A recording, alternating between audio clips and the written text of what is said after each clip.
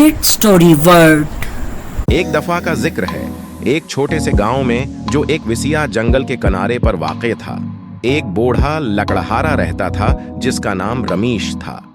इसके बाल सर्दियों की पहली बर्फबारी की तरह सफेद थे और उसके हाथ सालों की सख्त मेहनत की वजह से खरदरे और सख्त थे।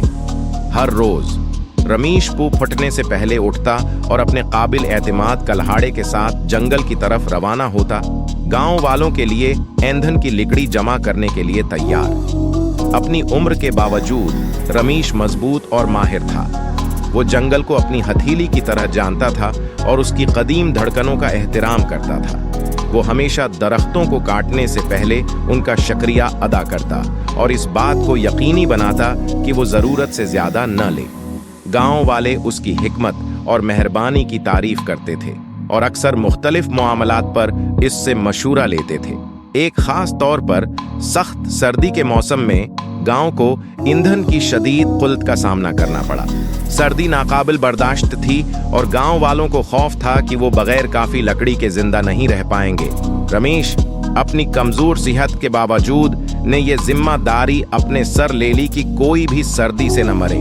दिल में अज़्म के साथ रमेश इससे कहीं ज्यादा गहराई में जंगल में गया जितना वो पहले कभी नहीं गया था। उसने बहुत से चैलेंजों का सामना किया। बर्फ मोटी थी, रास्ते खतरनाक थे और जंगली जानवर साए में घात लगाए बैठे थे, लेकिन रमेश का अज़्म कभी मुतज़लज़ल नहीं हुआ।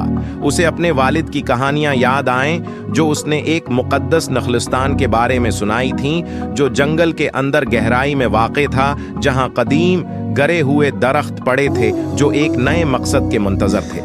दिनों की अनथक तलाश के बाद रमेश आखिरकार नखलिस्तान तक पहुंचा। ये मंजर दलक्ष था। गरे हुए दरख्त बहुत बड़े थे, उनकी लकड़ी खुश्क और जलाने के लिए बेहतरीन थी। उसने अनथक मेहनत की, जितनी लकड़ी उठा सकता था काटी और जमा की। चंद नौजवान गांव वालों की मदद से जो इसके पीछे आए थे, रमेश इतनी लकड़ी वापस लाने में कामयाब हो गया जो सर्दियों के मौसम में काम आ सके। गांव ने रमेश की बहादुरी और बेगर्जी का जश्न मनाया। उन्हें मालूम था कि उनकी बका का क्रेडिट बूढ़े लकड़हारे को जाता है। रमेश हमेशा की तरह आजिज ने सिर्फ मुस्कुराकर कहा, जंगल इन लोगों का ख्याल रखता है जो इसका एहतराम करते हैं। इस दिन के बाद रमेश की कहानी गांव के हर बच्चे को सुनाई जाती थी।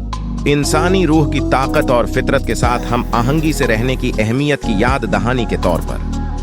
न्यू अपडेट्स के लिए किड स्टोरी वर्ल्ड को लाइक एंड सब्सक्राइब करें। Thank you.